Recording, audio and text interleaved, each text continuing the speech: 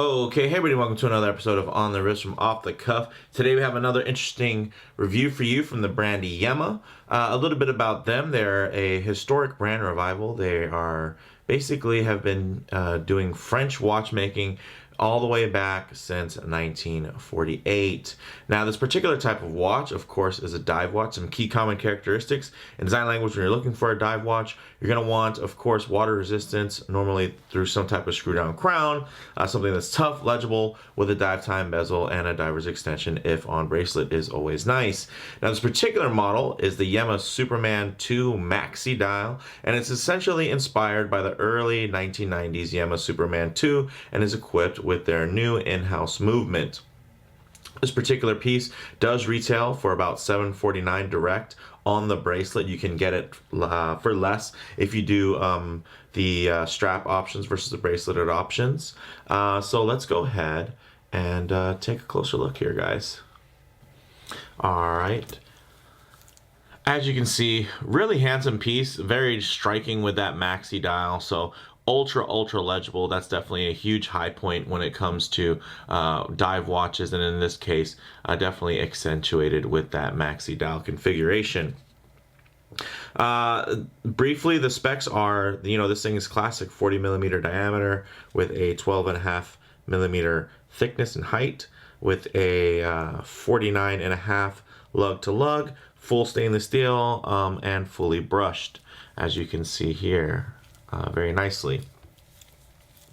Now, the sapphire is, of course, flat and very nice. You can actually notice the dial does let go of some very nice sunbrush patterning there that actually reads more like a charcoal in person than it does, I think, probably in this video. I'll do my best to try to get it at angles where you can see it a little bit better, but as you can see right here, let's go ahead and get a little closer. It does have a very nice and actually a lighter tone sunbrush, but it does darken, of course, because the nature of sunbrush finishing, it's going to transition in different lighting conditions. But when you're in direct lighting, this thing actually, I'm trying to get the lighting without it actually reflecting too much of the studio lighting there.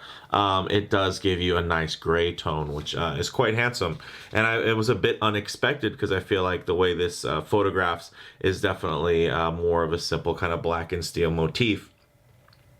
Now, the bezel is actually 120 clicks, unidirectional, of course, and it does have a lumed sapphire insert. So let's go ahead and hear that.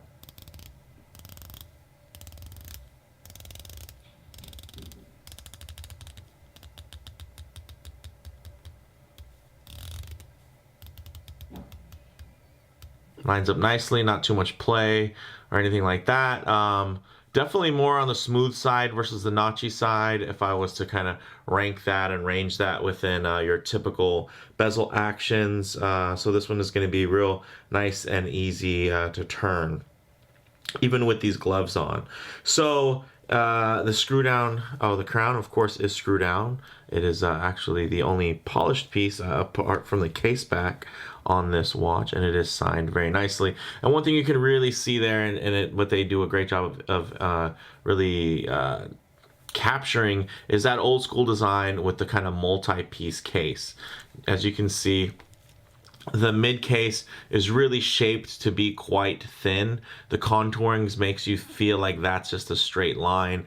Of course, you do have a bit of a almost top hat like bezel here on top, which is another compartment. And then, of course, the rear compartment, kind of the third piece of the sandwich, would be this actually really nicely contoured case back that does have multiple finishes there, ranging from that matte blast to the high polish with the very nice Yema logo there. So really nice piece, and the compartmentalization of the case really does help it wear thinner than its actual thickness would have you think.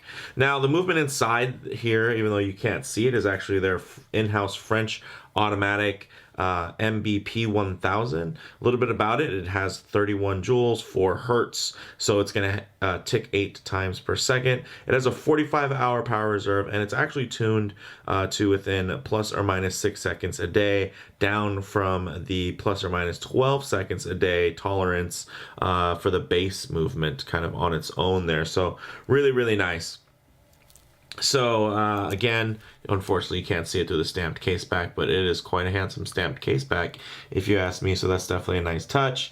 As far as the dial goes, you do get that kind of black charcoal-ish, I'd say, in transition sunray dial. You do have the date at 3 o'clock. You have, of course, fully printed indices, Super Luminova C3, so this actually does glow really quite well. It has 300 meters of water resistance, or 30 bar, or down to 990 feet.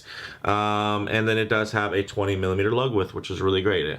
You guys might remember the 19 millimeter lug width of the previous Yema that I actually reviewed. So they definitely have been listening.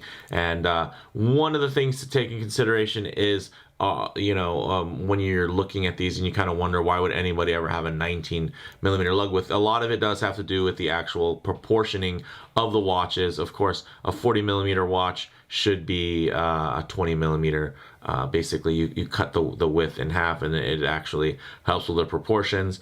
So if something is 39, it's basically going to be off. If it's 41, it would be off, right? Versus a 42, and so on and so forth. So we do become kind of accustomed to a certain combination and magic number when it comes to proportioning the way the ratio between the watch head and then the bracelet go.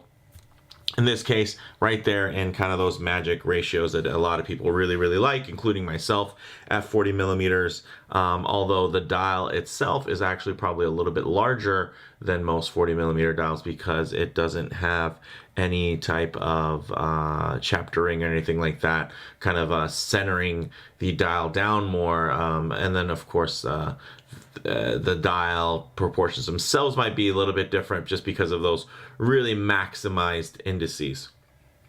Now, when it comes to the lugs, they are 20 millimeters, like I mentioned. These are drilled lugs, which are really, really great. You do have a bracelet that tapers from 20 millimeters down to 18. It actually does have a pin and collar connecting system, which I don't mind when it comes to something this thin. For me, it fits kind of within there. And then also at the price level, it's not bad at all, especially considering many Seikos still use pin and collar well into kind of a higher echelon of pricing. Now, as far as this clasp goes, which is a little tough with these gloves on, here you go. As you can see, nicely branded, fully milled here. This part is stamped though. It does have a milled diver's extension, which is really nice. It's very similar to what you might see on something like a Squall, as far as the fit and finish, if that's what you're thinking. Comparatively, also something like a Devosa, you'll see something like a milled diver's extension like that. And the nice thing is, as you can see, I'm actually using the full extent of this of these micro adjusts, and because of the really thought out design here, a lot of times you'll find that there will be diver's extensions, but then essentially that will actually limit you to how much you can use the micro adjust. Here you can see that I've used the micro adjust all the way down to the furthest in hole, which is really, really nice and refreshing to see, just executed really, really nicely from that standpoint. Then you do have the flip lock clasp there. So let's go ahead and get this piece on wrist. Alrighty, as you can see on my 7 1/4 inch wrist, fits really quite nicely. We're gonna put a little bit more arm there into perspective to give you an idea of scale and proportions. Up close, as you can see, of course, wristies always do tend to make the watch look a bit bigger because of the lens distortion, but when you're down here, I think you can see that it wears really quite nicely, and of course extremely legible with those really oversized maximized indices there, giving you your index of time. So wears really nice. As you can see, definitely, I wear my watches a bit lower on the wrist, so the contouring of the actual case and the way that the bracelet drapes is actually a big part of how comfortable a watch will wear for me. And this one wears really quite nice. Of course, if you wear it more above your wrist bone, it's going to be a non-issue for you. But for me, it's really nice to actually have some contouring there, because it does give me a little bit more mobility when it comes to my wear. And then look at that brushing, actually really nice.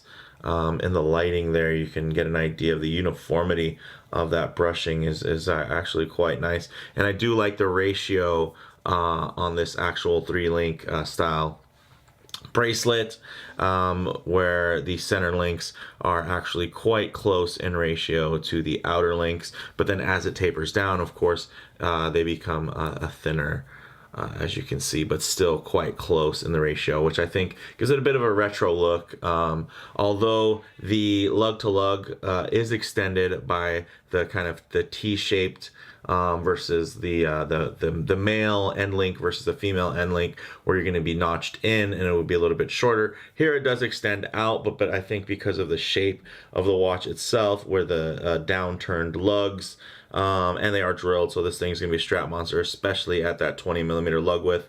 You're not gonna find this any issues really wearing with this one. I think this also looks absolutely excellent on a black pearl-on or a rubber dive strap, anything that's similar to kind of the tropic style. So really nice from that standpoint. Let's go ahead and check out the lume on this. Alrighty, let's go ahead and hit the lights.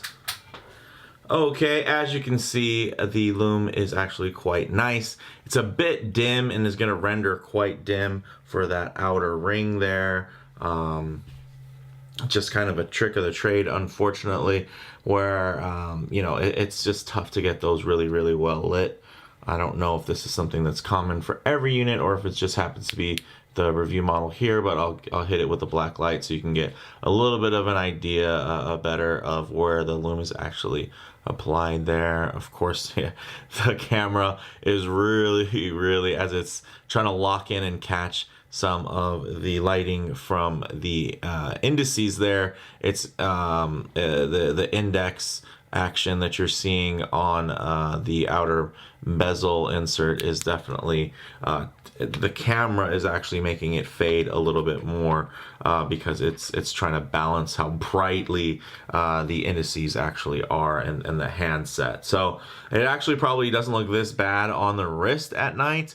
To my naked eye, I can actually see it a lot better than it's showing up on the screen. I think the camera is doing a certain job of trying to balance of just how bright those indices actually are, which is throwing it off just a bit. But one thing I do like to do during my lume shots is actually get into some low light transition, just so you can get an idea of what this is going to look like in less than optimal lighting conditions, because you're not always going to be out in the middle of a field or something in direct sunlight. You're actually going to be in and out of vehicles, transitioning in and out of buildings and whatnot. So it's nice to see how the color renders. As you can see here, right here, if I stop, you get a really nice idea of the actual dial color. You see that kind of sunray, kind of charcoal gray. To me, that's how it renders while I wear it. I see a lot more of the charcoal gray than the black, than the really deep black. And you can see it here as it transitions over. And then also what the low light transition does, it actually gives you an opportunity to take a look at the actual finishing, because the studio lights do end up washing out a lot of those fine details. But here you can kind of get a look at the way the lighting kind of even more harshly contrasting lighting can play over those brushes and how uniform the brushing is to see if it, you know, if it looks more like a really fine machine finish, more of a hand brush. And it does give you a nice kind of idea of that. And then of course the play of light on the dial is also very, very key when it comes to, as you can see here at this angle, you know, when you're actually wearing the watch and enjoying it. So you know, on the wrist, very classic proportions, really fit most any situation. You can dress it up, you can dress it down, you know, it definitely has that sporty tool feel, while not trying to be luxury. You know, this isn't some, you know, bargain luxury timepiece. It does offer an in-house movement, which is very nice, with very nice specs. But you know, at the end of the day, this is a tool watch and it feels like a tool watch. You know, so it's nothing extravagant when it comes to the fit or finish, but everything is just very, very well done, very clean, very tight. Really no complaints there. As far as model variants, there aren't really any for this particular setup, but if you check their website, you'll see that there actually are quite a string of Superman models that are going to have a bunch of different looks. This is just happens to be one of their more modern interpretations of that line. Now, as far as comparable models go, there are a lot of vintage inspired divers out there, but you know, honestly, there are very few that are this unique with actual heritage, and really none with an in-house caliber at anywhere close to this price point. So it really, really does stand alone when you're trying to compare this to anything else on the market, apart from, let's say, a Seiko. But then again, you know, I feel like Seiko they're in a bit of rarefied air when it comes to being actual affordable in-house, right? Here, I don't suspect by any means Yema is as in-house to the level as Seiko is, of course, where Seiko is creating, you know, their own proprietary crystals, their own lubricants, they're growing their own, you know, jewels and whatnot for the movements. I do not think Yema's at that level, but the fact that really, you know, everything is being developed in-house. It's not like they just purchased a lot of the components. I think that does play a nice part, especially with developing their in-house movement. So I think that's something that really shines, and it's something that I appreciate. So really, the bottom line, you're really getting a very handsome and capable sports watch, offering a ton of value with a very unique heritage. And I think the Yema brand does have a heritage, and it's one that it's very interesting storyline. And you know, I think French watchmaking is something that definitely in the past was quite big, and really, I mean, people may not know this, but the Swiss weren't always the biggest watch manufacturers in the region. There was definitely there was huge periods of time where British watchmaking and French watchmaking, as far as the movements and calibers go, were really top notch. So it's nice to kind of have a throwback style and kind of another piece of that horological circle in your collection. So let me know what you guys think in the comments below. If you like the video, please do hit like, and if you haven't already, please subscribe for more content just like this. Thanks, guys.